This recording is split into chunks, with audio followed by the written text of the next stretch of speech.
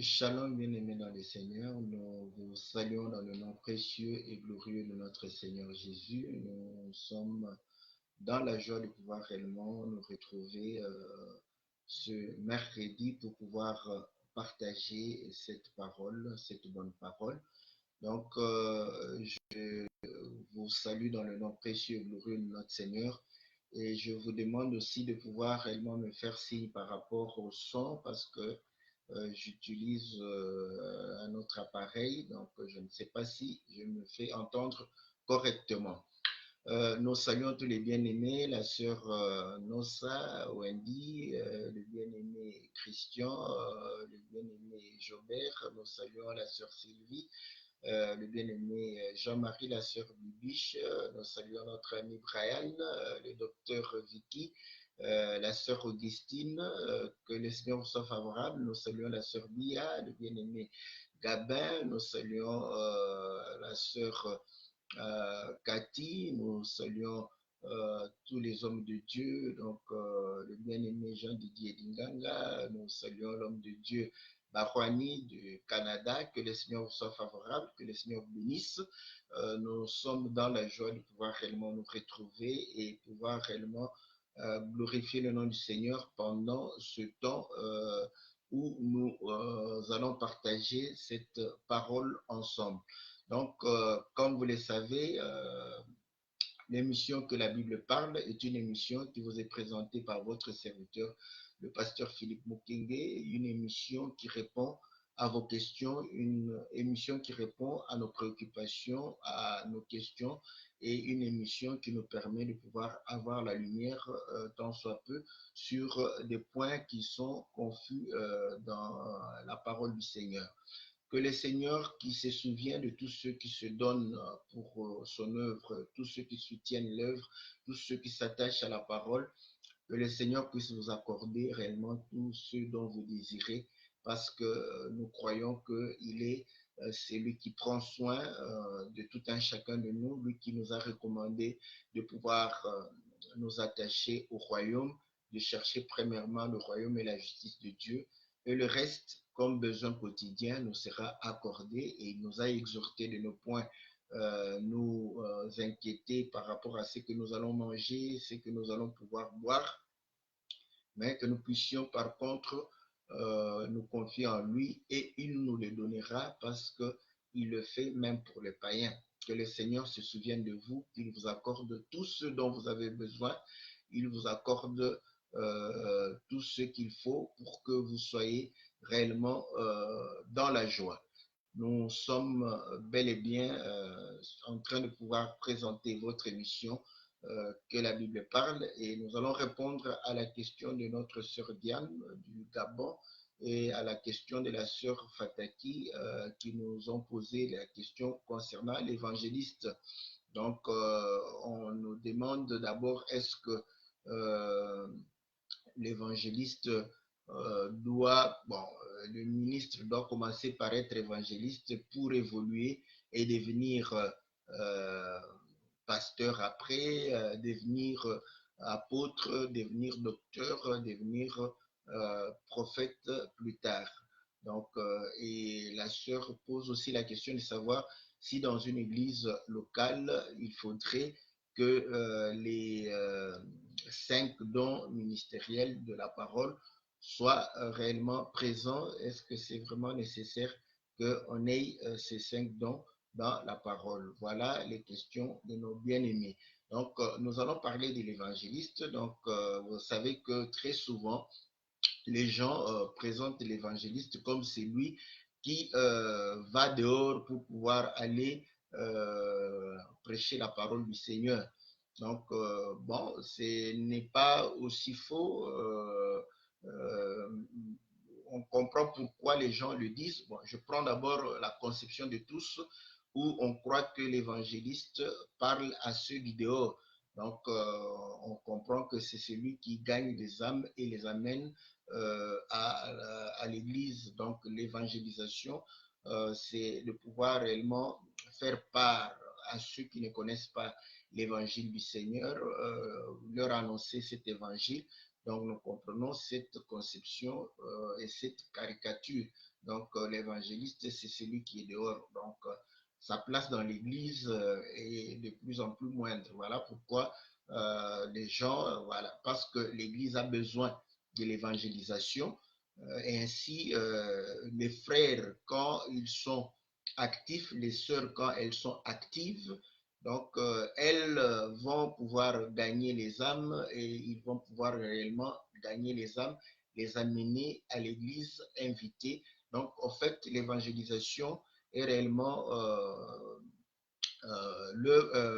la part de tout le monde. Donc, nous tous, nous avons le devoir de faire connaître l'évangile à ceux qui ne connaissent pas encore l'évangile. Mais vous allez comprendre que dans ce cadre-là, on prend les frères pour les inciter à pouvoir le faire, parce que vous allez comprendre aussi que tant que vous ne dites rien, les frères et les sœurs sont parfois inactifs, donc n'agissent pas. Mais dès qu'on leur dit que voilà, vous êtes évangéliste, donc il est investi, n'est-ce pas, de cette mission.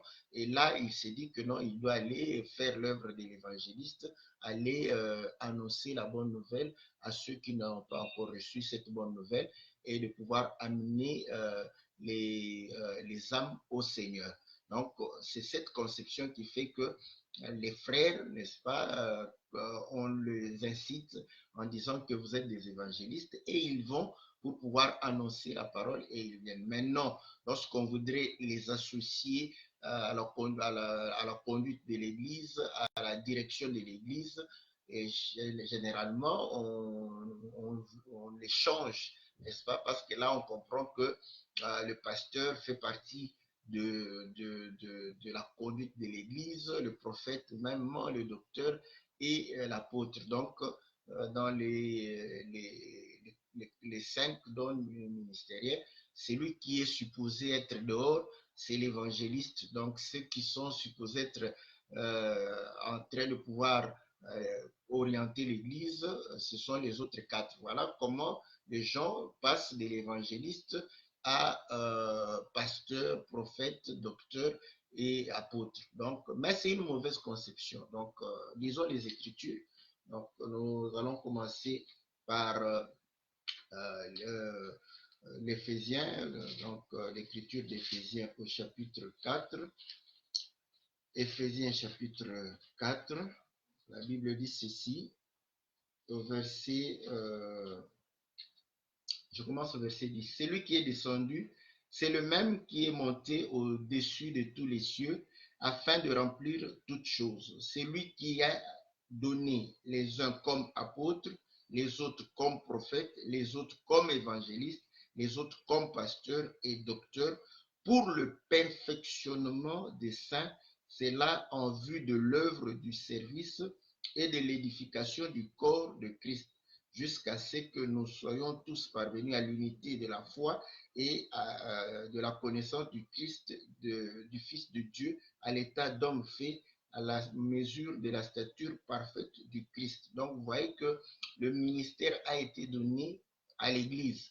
Donc, l'évangéliste est pour l'Église. Donc, ne, ne chassons pas l'évangéliste de l'Église. Donc, l'évangéliste, il est pour le perfectionnement des saints. Donc, voilà. Donc, ne le mettez pas dehors. Donc, c'est un don pour l'Église. Donc, il a un rôle dans l'Église. Il a une mission dans l'Église. Il est utile pour l'Église. Donc, voilà. Cette conception de croire qu'il est utile en dehors de l'Église, seulement en dehors de l'Église, c'est faux. Il est utile pour l'Église. Donc, il a la facilité de pouvoir parler aux gens qui ne connaissent pas l'Évangile. Voilà un peu ce que nous pouvons dire dans un premier temps. Lisons encore des Écritures. Et, nous sommes dans le livre de 2 Timothée, 2 Timothée chapitre 4. Donc, vous allez comprendre que Paul va exhorter Timothée, n'est-ce pas, à pouvoir faire l'œuvre de l'évangéliste. Ce n'était pas seulement dehors, mais dans l'Église. Donc, nous sommes 2 Timothée chapitre 4, je t'adjure devant Dieu et devant le Christ Jésus, qui doit juger les vivants et les morts. Je crois que je suis là, voilà. Et au nom de son avènement et de son royaume, prêche la parole, insiste en toute occasion, favorable ou non, convainc, reprend, exhorte avec toute patience et en instruisant, car il viendra un temps où les hommes ne supporteront plus la saine doctrine, mais au gré de leurs propres désirs, avec la démangeaison d'écouter, ils se donneront maître sur maître, ils détourneront leurs oreilles de la vérité et se tourneront vers les femmes. Mais toi, sois sobre en tout, supporte les souffrances, fais l'œuvre d'un évangéliste, remplis bien ton ministère, ton service. Donc, nous voyons que quand nous lisons à 1 Timothée, Paul était en train d'exhorter Timothée de pouvoir réellement juger les anciens. Donc, vous voyez, il est dans l'Église. Il faisait l'œuvre dans l'Église. Ce n'était pas quelqu'un qui était exclusivement en dehors de l'Église. Donc, voilà, ça, c'est ce que nous voyons, n'est-ce pas, comme c'est que la Bible est en train de pouvoir nous démontrer et dire. Donc maintenant, nous allons donner quelques éléments par rapport à l'évangéliste. Donc nous lisons une autre écriture. Donc nous voyons qu'il est bel et bien un élément dans l'Église, pas en dehors de l'Église. Donc dans Actes chapitre 21, nous sommes au verset 8. Parti le lendemain, nous sommes arrivés à Césarée, étant entrés dans la maison de Philippe l'évangéliste, qui était l'un des 7, nous avons demeuré chez lui. Donc nous voyons que Philippe était évangéliste, on dit qu'il était l'un des 7, et vous allez comprendre qu'il était l'un des 7 diacres qui a été établi lorsqu'il y avait besoin, n'est-ce pas, de diaconat pour pouvoir prendre l'administration de l'Église en charge afin que les ministres s'occupent de l'œuvre de Dieu, de la parole et de la prière. Donc, Philippe était évangéliste, nous voyons. Maintenant, vous allez voir que c'est là où on est resté avec cette image figée pour démontrer que l'évangéliste doit aller dehors. Donc, qu'est-ce que Philippe a fait? C'est là où nous allons comprendre aussi le ministère, le don du ministère évangélique. Qu'est-ce que ce don fait, n'est-ce pas? Quelles sont ses caractéristiques? Comme vous le savez, je ne vais pas tout donner, je vais donner quelques éléments. Donc, à ce moment-là, vous allez peut-être, parce que avoir la lumière et comprendre comment un évangéliste peut évoluer, n'est-ce pas, dans l'Église. Donc, nous sommes dans chapitre, euh, Actes chapitre 8. Actes chapitre 8. Je commence au verset 5. Philippe, descendu dans une ville de la Samarie, y prêcha le Christ. Les foules, d'un commun accord, s'attachèrent à ce que disait Philippe en prenant à ce que disait Philippe en apprenant et voyant les miracles qu'il faisait. Car des esprits impurs sortaient de beaucoup de démoniaques en criant d'une voix forte, et beaucoup de paralytiques et de boiteux furent guéris.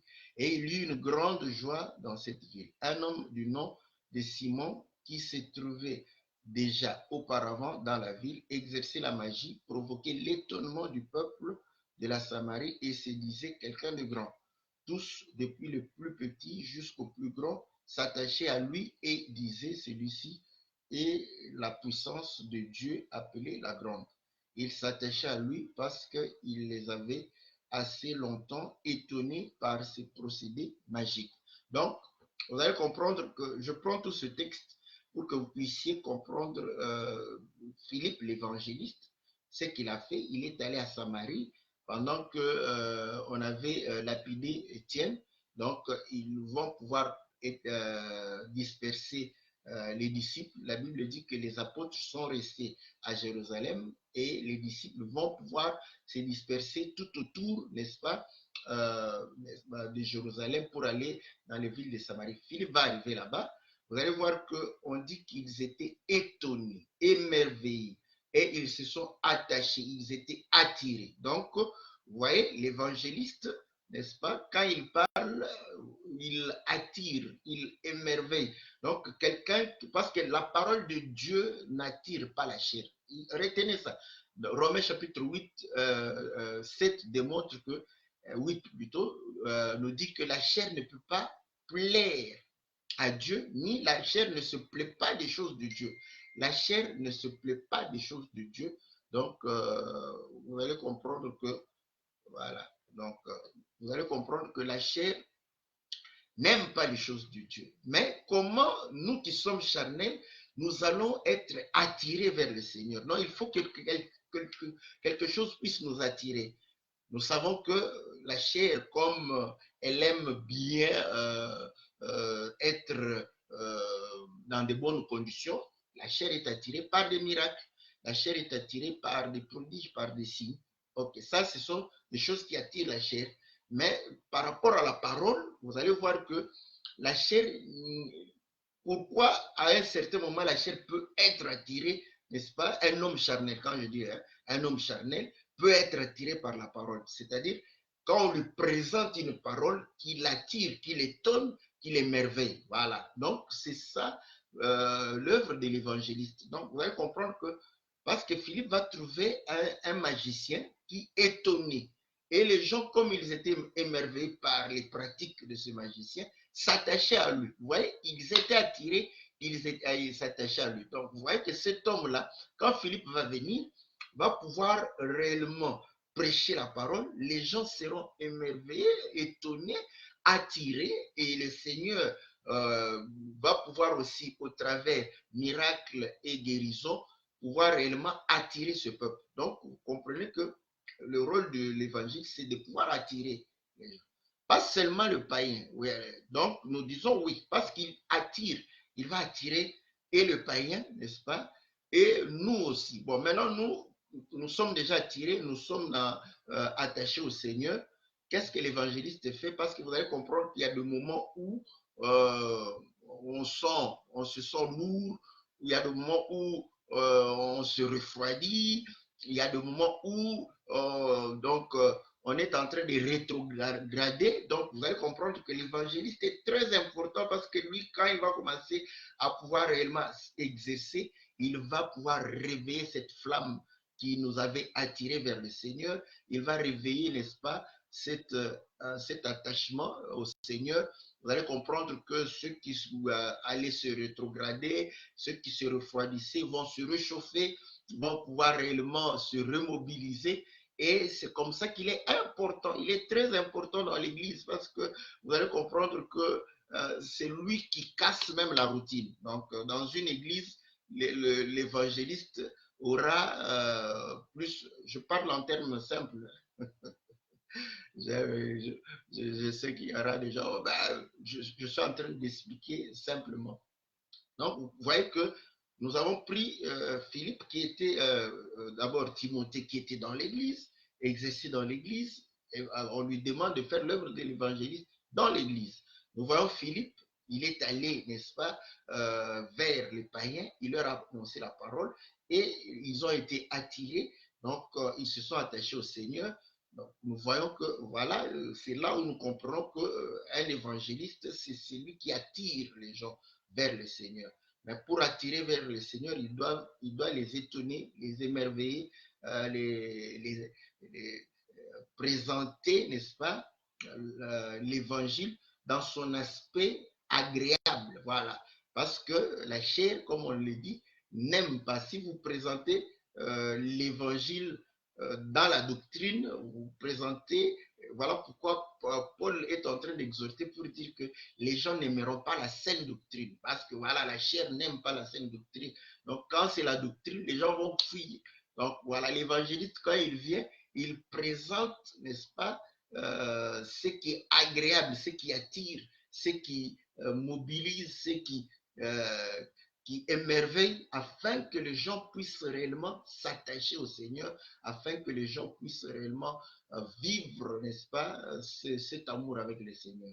Voilà, n'est-ce pas, c'est cet élément que nous avons pris pour pouvoir démontrer cela. Or, nous venons de lire, n'est-ce pas, que le Seigneur a donné les dons, n'est-ce pas, pour le perfectionnement, pour l'édification, n'est-ce pas, de sa maison. Écoutez, c'est que, parce que ce sont des prédicateurs, prophètes, pasteurs, évangélistes, docteurs, apôtres, n'est-ce pas, prêchent la parole. Maintenant, nous prenons une autre écriture, n'est-ce pas, dans 2 Corinthiens chapitre 3, chapitre 4 plutôt, nous lisons au verset 1, c'est pourquoi, ayant ce ministère, voilà, selon la miséricorde qui nous a été faite, nous ne perdons pas courage. Donc, Paul est en train de pouvoir parler du ministère qui lui a été donné, le ministère de la parole. Donc, il ne perd pas courage. Nous refusons les cachotteries honteuses et nous ne nous conduisons pas avec fourberie et nous n'altérons pas la parole de Dieu. Mais en manifestant la vérité, nous nous recommandons à toute conscience humaine devant Dieu. Si notre évangile est encore voilé, il est voilé pour ceux qui périssent, pour les incrédules dont le Dieu de ce siècle a aveuglé les pensées, afin qu'ils ne voient pas resplendir le glorieux évangile de Christ qui est l'image de Dieu. Nous ne nous prêchons pas nous-mêmes, c'est le Christ Jésus, le Seigneur, que nous prêchons. Nous nous disons vos serviteurs à cause de Jésus.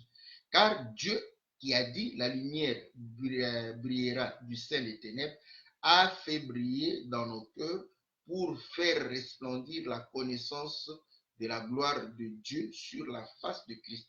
Nous portons ce trésor dans des vases de terre afin que cette puissance supérieure soit attribuée à Dieu et non pas à nous. Voilà. Donc, Paul est en train d'expliquer réellement le ministère. Donc, nous avons lu dans Éphésiens chapitre 4, verset 11, que Dieu, le Seigneur a fait le don, n'est-ce pas, pour l'édification et le perfectionnement des saints. Donc, c'est le ministère. Le ministère est pour perfectionner l'Église, pour édifier, n'est-ce pas, l'Église du Seigneur. Maintenant, Paul est en train de démontrer que lorsque nous prêchons, n'est-ce pas, le Seigneur fait briller sa lumière, n'est-ce pas, dans nos cœurs. Donc, voilà pourquoi la fois passée, on a lu l'écriture où Pierre disait que nous tenons d'autant plus à cette parole prophétique comme à une lampe. Donc, la parole, n'est-ce pas, est une lumière. Vous voyez, donc maintenant le prédicateur, le ministre de la parole, est porte lumière. Donc, c'est quelqu'un qui porte la lumière. Or, la lumière est portée, n'est-ce pas, par la lampe. Et le Seigneur dit que vous êtes la lumière du monde. On prend une lampe, on la met sur le chandelier. Donc, nous comprenons que le ministère, c'est la lumière qui éclaire, n'est-ce pas, la maison. Donc, cette lumière est portée par le chandelier. Donc, vous allez voir, est portée par le chandelier. Donc, voilà pourquoi, quand Dieu fait, n'est-ce pas, le don pour ceux qui doivent apporter la parole. Or, vous allez comprendre qu'au commencement, Dieu dit que la lumière soit. Donc, la lumière apporta la parole. Au commencement était la parole était avec Dieu, la parole était Dieu. En elle était la vie était la lumière. Voilà. Donc, nous comprenons que ceux qui apportent la parole annoncent l'évangile, apportent la lumière. Et quand ils apportent la lumière, c'est pour éclairer. Ils sont porteurs de lumière. Mais lui dit que nous portons cette richesse, n'est-ce pas, ce trésor, dans des vases de terre. Pourquoi? Pour que la gloire ne puisse pas nous revenir. La gloire revient à Dieu. Donc, nous comprenons que Dieu est lumière. Voilà. Donc, cette gloire revient à Dieu et non pas à nous. Voilà pourquoi il dit, nous ne nous prêchons pas nous-mêmes. Nous conseillons, quand vous voyez un prédicateur se prêcher lui-même, comprenez que vous êtes dans un mauvais endroit.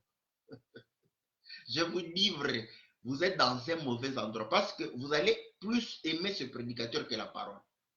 Où que vous soyez, je vous le dis, même si, même, je le dis même pour nos propres frères qui prêchent cet évangile, si vous voyez quelqu'un se prêcher lui-même, au lieu de prêcher Christ, n'est-ce pas, comprenez que vous êtes réellement au mauvais endroit parce que l'homme se substitue à Christ.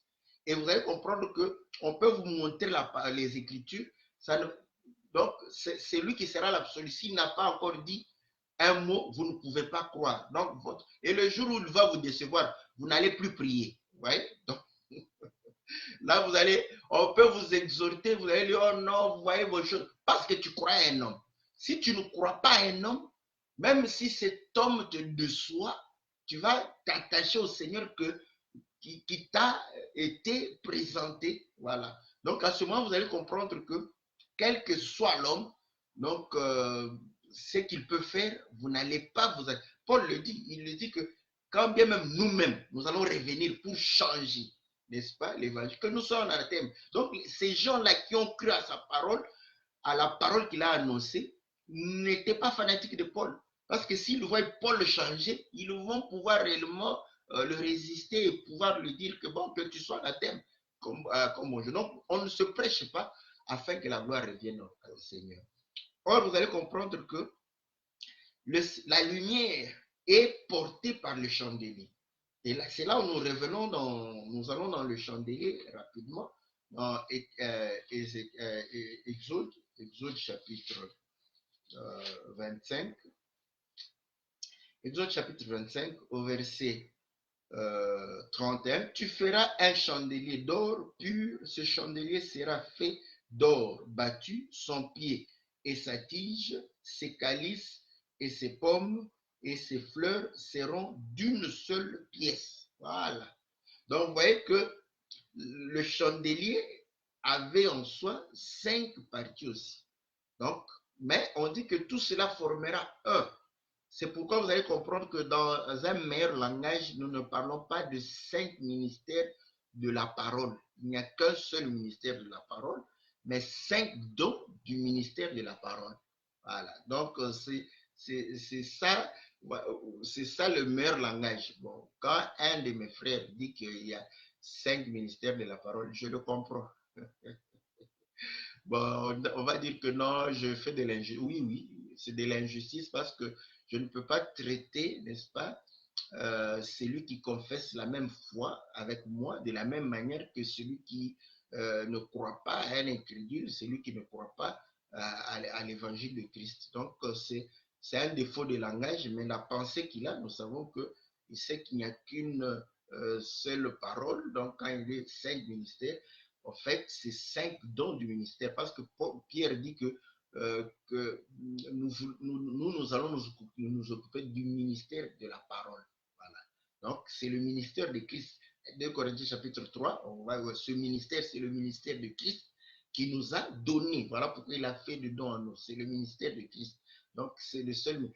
Il n'y a pas que ce seul ministère. Donc, il y a le ministère de la parole, il y a le ministère, le diaconat. C'est un service. Les chants, c'est notre service, n'est-ce pas?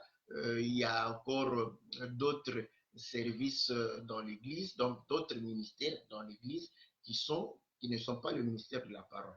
Donc, vous allez comprendre que le ministère fait un tout, ces dons-là fait un tout, comme le chandelier, quoique ces plusieurs parties font un tout. Donc, maintenant, je m'intéresse plus, n'est-ce pas? On dit qu'il y a les pieds, n'est-ce pas? Le pied, c'est la base, c'est le fondement. La tige, c'est la hauteur, vous voyez? Donc, et vous allez comprendre que le prophète, c'est un homme de hauteur, c'est lui qui va, n'est-ce pas, dans les lieux célestes pour prendre la pensée du Seigneur et apporter cela. Donc, le docteur, c'est pour consolider, n'est-ce pas? Les calices, c'est pour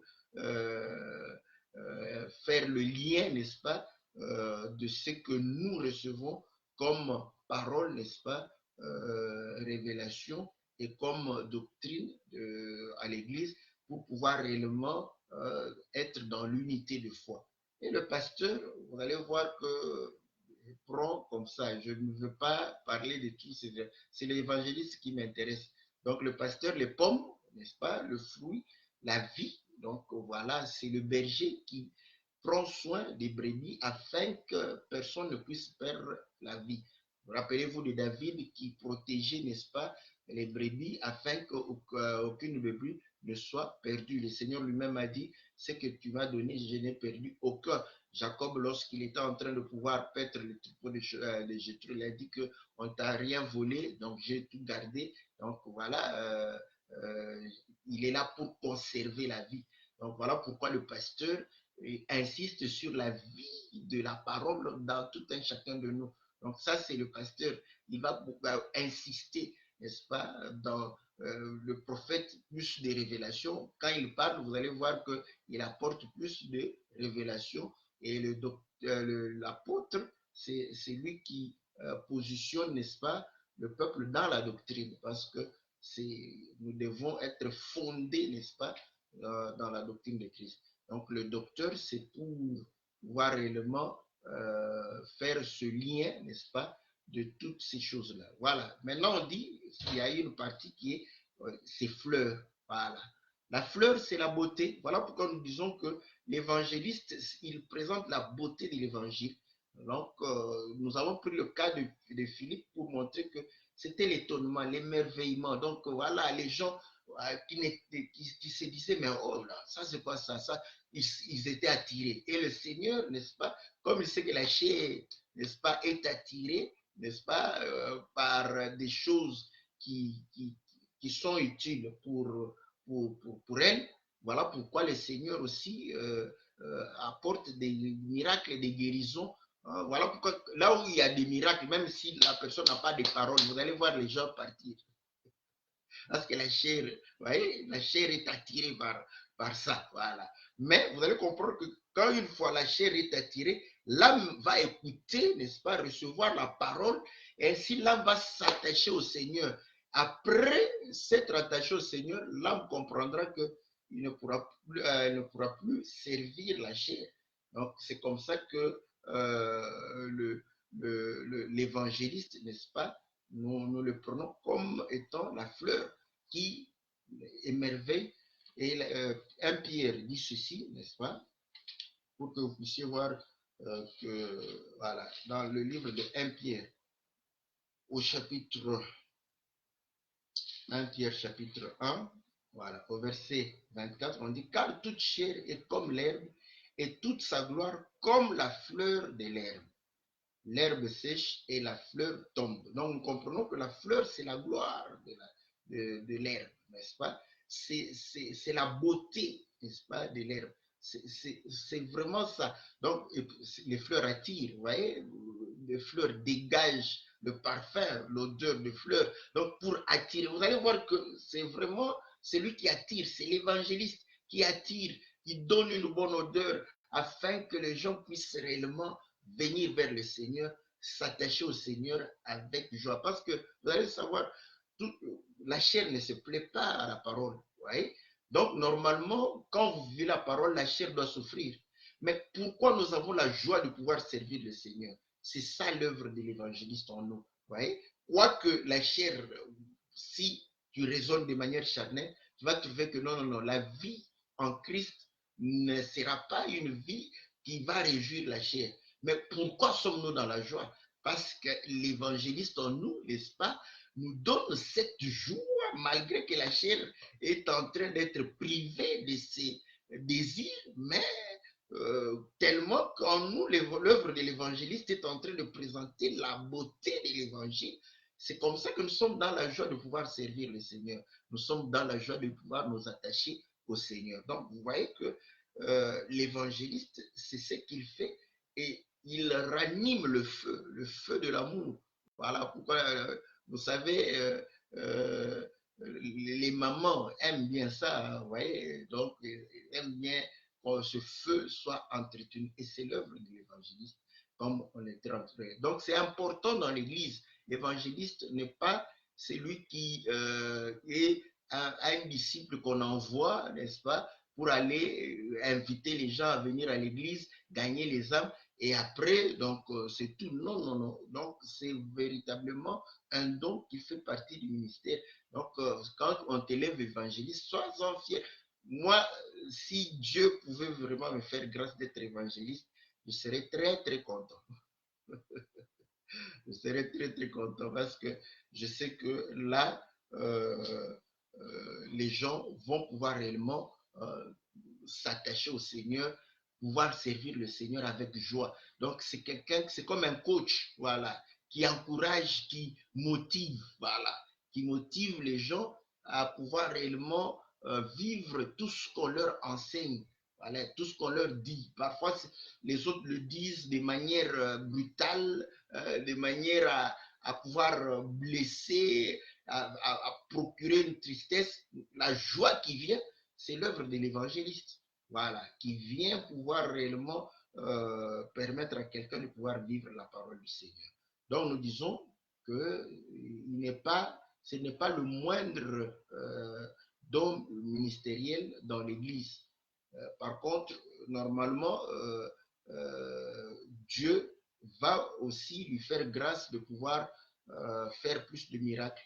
Donc, vous voyez, parce que quand il attire, Dieu attire aussi par des miracles. Donc, il va lui permettre de pouvoir faire des miracles. Donc, vous voyez, les gens aiment bien les miracles. Mais tellement qu'on a pris pour dire que c'est un petit qu'on envoie. Donc, on croit que c'est le petit ministère. Donc, il n'y a pas de plus grand ministère, n'est-ce pas? C'est pourquoi je le dis, je le répète, c'est selon la foi. Parce que certains croient que le prophète, parce qu'il entre, il connaît les secrets de Dieu, il est grand. Il n'est pas aussi grand que ça. La Bible dit que celui qui est grand soit petit. Donc vous allez comprendre que nous devons avoir les sentiments qui est en Christ. Oui, s'il est grand, il est grand pour moi. Parce que je considère tous ceux qui sont, n'est-ce pas, comme étant plus grands que moi. Donc comme je suis pasteur, l'évangéliste est plus grand que moi, l'apôtre est plus grand que moi, le docteur est plus grand que moi, le prophète est plus grand que moi. Parce que les sentiments qui est en Christ, et l'autre est supérieur à moi. Voilà, donc c'est un peu ça.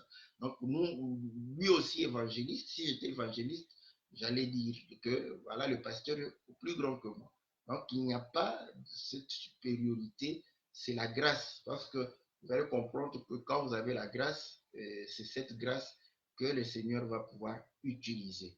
Donc voilà ce que nous pouvions dire de manière, n'est-ce pas, succincte par rapport à ça. Maintenant, il y avait une question qui était en train de pouvoir dire que est-ce que dans une église locale, il faut nécessairement que ce 5 dons ministériels puissent être présents? Nous disons oui. Mais il ne faut pas, parce que Dieu est souverain. Dieu est souverain. D'abord, l'église du Seigneur n'est pas une église, seulement une église locale. Voilà pourquoi le ministère. Donc, c'est là où nous disons, quand vous êtes dans des organisations des hommes, vous allez voir que le ministère de quelqu'un se limite là où il dirige son église. Donc, en dehors de son église, il devient un étranger, un visiteur, quelqu'un qu'on a invité, un invité.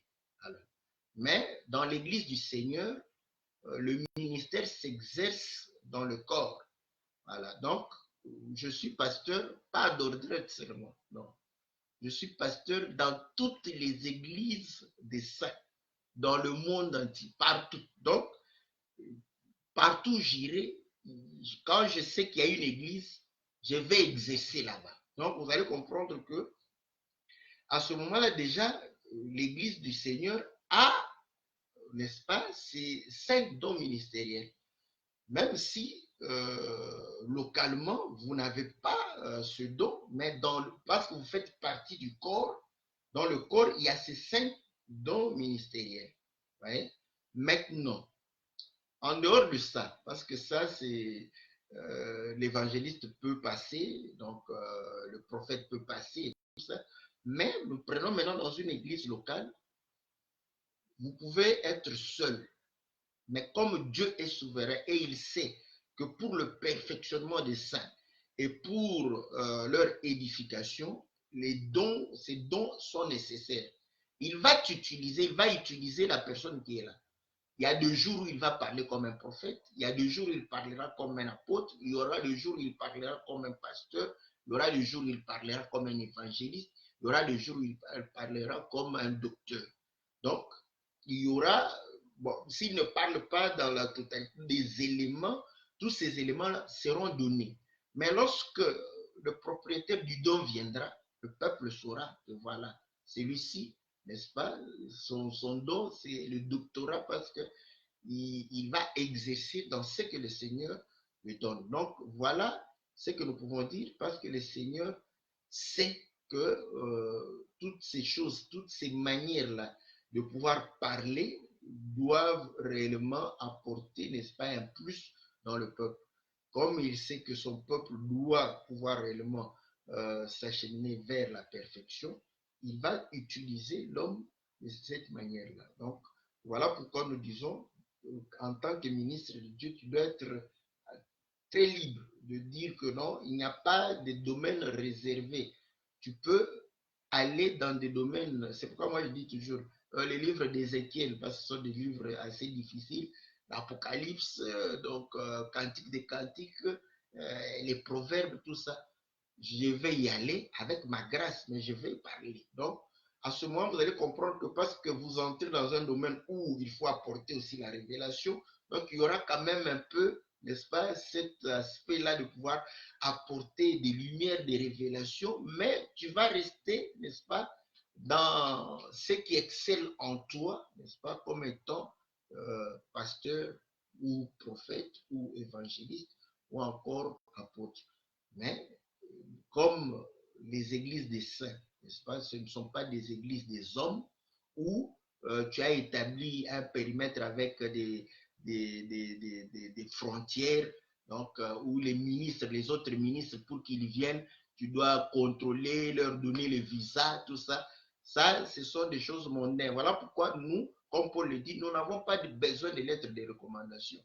Donc, je n'ai pas besoin pour aller prêcher dans une église des saints une lettre de recommandation. Si on le fait, c'est simplement peut-être par ordre. On ne veut pas aussi apporter le désordre là où les gens sont en train de pouvoir travailler dans l'ordre. Donc, on peut venir dire que voilà, parce qu'on ne me connaît pas, il y a des églises qui ne me connaissent pas. Donc, je peux venir et arriver là-bas, donc dire que voilà, donc je vais avec une lettre de recommandation. Donc, ceux qui vont te recommander, ceux qui sont connus par ces gens-là. Parce que, bon, admettons que je veux m'en aller au Brésil. Donc, si mes autres frères ne connaissent pas les frères qui sont au Brésil, là, ils vont me recommander pour eux. Donc, vous allez comprendre que normalement, l'objet, c'est de pouvoir recommander quelqu'un à des gens que vous connaissez. Voilà, nous vous recommandons ces frères. Donc, faites-lui confiance. Donc, voilà. Donc, on le fait, n'est-ce pas, juste pour que marcher dans l'ordre. Voilà, parce qu'aujourd'hui aussi, il y a eu tellement le ministère, comme je le dis, je préfère bien parler des serviteurs. Hein, parce que le ministre, les gens croient qu'on est dans le monde ministre, donc là, il croit cravate, costume, là, il croit qu'il est important. Ouais. Les gens, beaucoup de gens se sont faits aussi de ministres pour être des gens. Voilà. Donc, pour éviter ça, parfois, on recommande. Donc, mais nous croyons que toutes ces choses, si nous vivons la parole de Dieu, on n'a pas besoin de ces choses d'abord. Le fait que aujourd'hui, ce n'est pas tout celui qui se dit saint et qui est saint. Donc, voilà. Donc, parfois, il est nécessaire qu'il y ait quand même des recommandations, tout ça. Mais, donc, l'Église des saints n'a pas de frontières, n'a pas de barrières. Si vous voyez, pour qu'un ministre vienne ici, ce sont des choses qui sont automatiques. Je prends le cas à Dordrecht, un ministre vient, donc quand il prêche, je suis là. La Bible dit que quand un prophète est en train de prophétiser, les autres jugent. Donc, automatiquement, je vais les juger aussi par rapport au fait que je suis en train de pouvoir écouter. Le peuple aussi, si le peuple est bien enseigné, le peuple aussi est en train de juger. Donc, s'il enseigne mal, s'il ne l'est pas, comme dans l'Apocalypse on dit, donc le peuple qui est bien enseigné, n'est-ce pas, va pouvoir comprendre que non, celui-ci ne l'est pas. Parce qu'aujourd'hui, les gens, oh non, non, ce sont les ministres qui sont dans l'église qui ont, frère, si le peuple ne peut pas reconnaître un faux prédicateur, un faux apôtre, un faux pasteur, un faux évangéliste, un faux docteur, c'est que vous n'avez pas fait le travail correctement. Parce que le peuple doit avoir cette connaissance, et le Seigneur le dit, un disciple accompli est comme son maître. Donc nous devons amener le peuple l'accomplissement de leur nature de disciples du Seigneur. Donc, ils doivent être en capacité de pouvoir reconnaître, parce que s'ils ne sont pas en capacité de reconnaître un faux dans l'église, mais quand il va aller dehors et parler avec des gens, comment il reconnaîtra que c'est faux ou c'est juste? Donc, vous allez comprendre que c'est toute l'église, non seulement parce que je sais que beaucoup attribuent. Aujourd'hui, toute la gloire revient au ministre. Donc, il n'y a que le ministre qui voit, il n'y a que le ministre qui peut détecter qu'est-ce qui est faux, qu'est-ce qui est juste. Finalement, vous prenez la place du Saint-Esprit. Si le peuple a le Saint-Esprit va aussi leur indiquer que non, ça, c'est pas correct. Ça, c'est juste. Ça, c'est correct. Mais ils auront la confirmation aussi de la part de l'homme de Dieu. Voilà, quand ils vont poser la question, et l'homme de Dieu va certifier. C'est comme, vous voyez, Rebecca, quand elle revenait, elle-même, elle a rencontré beaucoup d'hommes, mais elle n'a pas posé de questions. Mais lorsqu'elle va voir Isaac, et elle va descendre, dire à l'homme de Dieu, parce qu'elle a reconnu, elle s'est dit non, cet homme, c'est comment l'homme comment enseigner, c'est lui. Va poser la question, est-ce que c'est l'homme? Et effectivement, l'autre confirme que oui, c'est lui. Donc le peuple est en capacité de dire que non, non, ça c'est un faux enseignement. Est-ce que c'est vrai? Là, vous allez, oui, oui, c'est vrai, c'est un faux enseignement. Donc voilà ce que nous sommes en train de pouvoir dire. Donc, nous ne pouvons pas, quand le peuple est bien enseigné, il faut être tranquille. Donc, il ne faut pas être surveillant du peuple. Bon, le jour où tu mourras, ce peuple reste, le peuple restera orphelin. Donc, vous allez comprendre que nous ne pouvons pas, comme Paul le dit, ces trésors, c'est dans des vases de terre afin que la gloire revienne à Dieu. Voilà. Donc, c'est Dieu qui garde les âmes, c'est Dieu qui protège. Dieu est la parole. Quand vous enseignez la parole de Dieu, cette parole va protéger. Donc, les ministres de la parole, je répète bien, dans nos églises, dans les églises des saints, n'est-ce pas, ont cette liberté. Ils sont ministres partout, partout, même au Canada, tout ça. Quand vous voyez des frères refuser d'accueillir un homme de Dieu, ce sont eux qui sont en dehors de la parole. Ils ont de mauvais sentiments. Donc, nous ne pouvons pas avoir ce mauvais sentiment. Et ainsi, vous allez comprendre l'inquiétude de la sœur pour savoir que, mais les 5 dons, oui, parce que, en fait, l'Église appartient aux anciens. Voilà. Donc, tout ça, aujourd'hui, les ministres sont devenus des anciens sans l'être, parce qu'ils sont cantonnés dans un seul endroit. Nous devrions, comme Paul, aller par-ci, par-là, annoncer la parole du Seigneur le temps que cela voudrait. Bon, cela demande aussi que vous nous preniez en charge, vous payez nos maisons, nos voitures. Bon, tant que vous n'aurez pas cette capacité de nous prendre en charge, nous sommes obligés de rester en un seul endroit parce que nous sommes en train de faire des tentes. Comment on va les vendre si on se déplace par-ci, par-là? Donc, j'attends qu'on m'achète des tentes que j'ai fabriquées afin que je puisse me prendre en charge. Donc, voilà comment est-ce que l'œuvre de Dieu devrait pouvoir se faire. Donc, j'espère que j'ai répondu de manière... Moi, j'aime bien parler de manière simple, pas trop compliquée.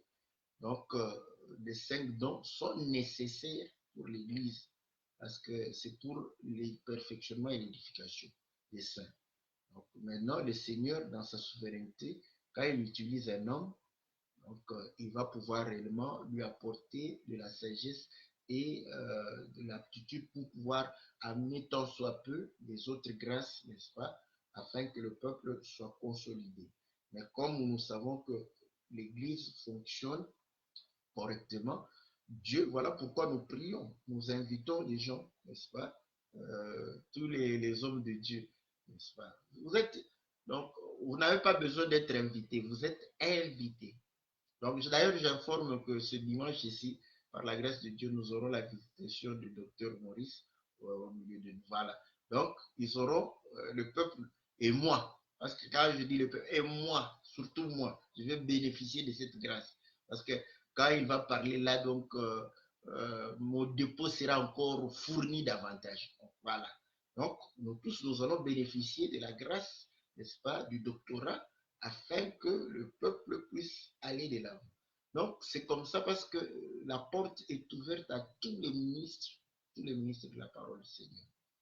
Ça, ce sont les églises de Dieu. Bon, les églises des hommes, il faut demander des visas, tout ça, on va vous accorder. Si on vous accorde les... S'ils savent que vous allez rentrer chez vous, on vous accorde les visas parce qu'ils savent que vous venez, c'est pour un temps. Parce que, je le dis tout haut. Si le docteur Maurice vient et il dit que bon, moi je préfère rester aux Pays-Bas, m'installer là-bas, il est le bienvenu. On ne va pas lui dire, oh non, non, pourquoi tu es venu t'installer ici? Tu peux aller ailleurs pour travailler. Ah, non, non, s'il trouve que non, non, je préfère m'installer là-bas et faire l'œuvre de Dieu là-bas, il est le bienvenu. Donc, il est chez lui. Donc, nous n'avons pas à dire que non, non, non, tu ne dois pas rester ici. Non, on ne doit pas lui dire ça. Il doit rester là-bas tant qu'il voudra. S'il veut faire 5 ans, il fera 5 ans, 10 ans, il fera... Peut-être c'est nous qui allons le laisser là-bas, nous on va partir. Voilà, ça c'est l'église de Dieu. Parce que cette église ne m'appartient pas. Bon, mais dans le langage des hommes, on va dire l'église de... Chez moi, c'est ici où je suis en train de vous parler. Voilà, je suis chez moi là. Vous voulez venir? Venez chez moi à Willebrook. Mais là-bas, c'est l'église du Seigneur. Donc, tout homme de Dieu est chez lui là-bas. Tout enfant de Dieu est chez lui. Voilà, même les frères, les frères qui sont en dehors n'appartiennent pas à moi, non. Si le frère vient en Belgique, il peut... Donc, même, bon, je pourrais scandaliser, je le dis tout haut. Même un frère qui a dormi là-bas, il s'est dit, bon, moi, je vais commencer à aller à Zaventem. Pourquoi je m'en ai? Bon, c'est son église. Voilà. Mais si nous avons besoin de lui là-bas, je vais demander aux gens des Zaventem, ok, on a quand même besoin de lui ici, hein, parce qu'il est utile. Voilà. S'il trouve qu'il est aussi utile là-bas, on peut. Parce que c'est l'église de Dieu. Et les enfants de Dieu et les hommes de Dieu sont libres d'être réellement dans leur maison partout où il y a réellement les églises de ça. Maintenant, les histoires, c'est là où vous allez comprendre que quand un frère va dans une église des saints, oh là, je ne peux pas en faire un problème. Je ne peux pas en faire un problème. Ce n'est pas parce que même s'il reste deux à Dordrecht là-bas et qu'ils habitent là-bas, moi j'habite en Belgique, je vais aller là-bas prêcher. Je ne vais pas m'énerver, oh non, pourquoi vous êtes allé à Zaventem? Non, non, ils sont allés à Zaventem, c'est leur église. Voilà. Donc, là, vous allez comprendre que c'est ça la maison du Seigneur. Voilà. Donc, il n'y a pas de barrière, nous sommes chez nous. Voilà. Donc, maintenant, c'est là où c'est le manque de foi qui fait que les gens font, si tu quittes Dordrecht parce que tu as une mauvaise vie, que tu ne veux pas qu'on voie pour aller à Zaventem, ça c'est mauvais, ça ce n'est pas ce que nous sommes en train d'enseigner. Ce que nous enseignons, tu vis la parole de Dieu, tu es un enfant de Dieu et tu te dis non, je vais aller chez mes frères là-bas, tu vas aller, ce sont tes frères, quel est notre problème? Tu vas là-bas, tu restes le plus longtemps que tu voudras. Tu vas rester là-bas, ce n'est pas un problème. C'est l'église du Seigneur. Voilà, bien-aimés dans le Seigneur, ce que nous avions à pouvoir dire. Que le Seigneur soit favorable, que le Seigneur vous bénisse. Donc, poser des questions, ça nous permettrait de pouvoir réellement parler des choses pratiques et parler des choses aussi qui tiennent à la révélation. Que le Seigneur vous soit très, très favorable, que le Seigneur vous bénisse et que mon Dieu puisse réellement vous combler de toutes les bénédictions. On se retrouve. Je sais que le lundi, quand je ne fais pas l'émission, c'est que je fais une œuvre de Dieu. Donc, c'est aussi l'œuvre de Dieu. Je crois que c'est lundi, Dieu voulant, nous allons pouvoir réellement faire l'émission devant l'Éternel parce que ça fait 2 fois qu'on n'a pas eu l'occasion de pouvoir le faire. Mais on le fera. Que le Seigneur vous soit favorable. On se retrouve lundi par la grâce de Dieu et on se retrouve, n'est-ce pas, mercredi pour que la Bible parle. J'espère que ma voix était assez suffisante pour pouvoir être entendue. Que Dieu vous bénisse. On se retrouve par la grâce du Seigneur.